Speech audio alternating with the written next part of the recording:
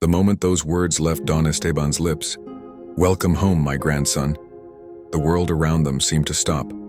Even the cemetery felt quieter, as if the universe itself had paused to witness the moment a broken man accepted a piece of his lost son back into his life.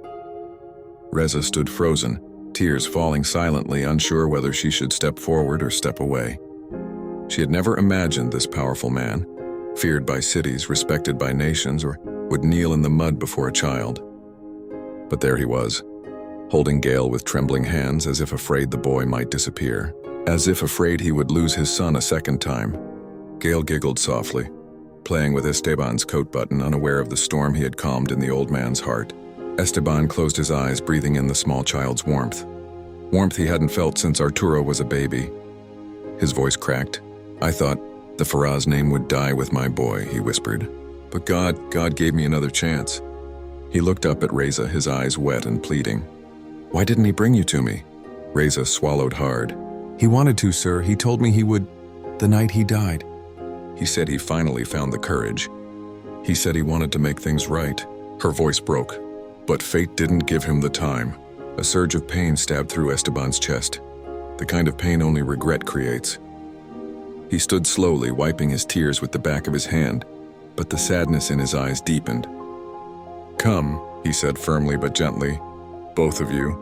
I need to show you something." Reza hesitated. "Sir, where are we going?" "Home," Esteban said softly. "To the place where my son lived, loved, and left something for you. Something I should have listened to long ago. The mansion of memories." The Faraz mansion stood like a sleeping giant, cold and silent. Servants gasped when Esteban entered the door with a woman and a child by his side, something no one had seen in decades. But Esteban ignored everyone. He walked straight to his study, opened a drawer with shaking hands, and pulled out Arturo's cell phone, covered in dust. "I kept this locked away," Esteban whispered. I couldn't bear to hear his voice again. "But now, I must." Reza's breath caught in her throat. Esteban unlocked it with Arturo's birthday. The same code he used even as a child. A single unheard voicemail blinked on the screen. For a new message, 3 years old. His heart almost stopped. With a trembling thumb, he pressed play. Arturo's voice, warm, gentle, alive, filled the room. "Dad, there is something important I need to tell you." Reza covered her mouth. Gale looked around curiously. "I know you won't approve, but I'm done living in fear. I met someone who made me feel human again. Her name is Reza," a soft breath. "I want you to meet him, Dad. I want you to see how much he looks like us. I want you to love him even if you never loved me the way I wished." The message ended with Arturo's final words. "Dad, please don't let my son grow up without a family." The phone slipped from Esteban's hands and hit the floor with a soft thud. Reza burst into tears. Gale, confused, hugged her leg. But Esteban... He collapsed into a chair, his shoulders shaking, his face buried in his hands. Decades of pride melted, leaving only a father, broken, grieving, and begging for forgiveness.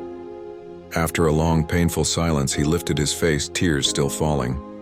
He stood, walked to Gale, and placed a trembling hand on the boy's cheek.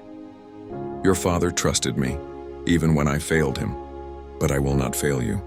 He knelt again for the second time and looked at Reza with a softness she had never seen in any rich man. "Please," he said, "let me be a part of his life. Not because he is a Faraz." He looked at Gale's innocent eyes. "But because he is all I have left of my son." Reza nodded through tears, and for the first time in years, the mansion, once cold, empty, lifeless gum, felt warm again, filled with the laughter of a child who didn't even know he had just saved a broken man's soul.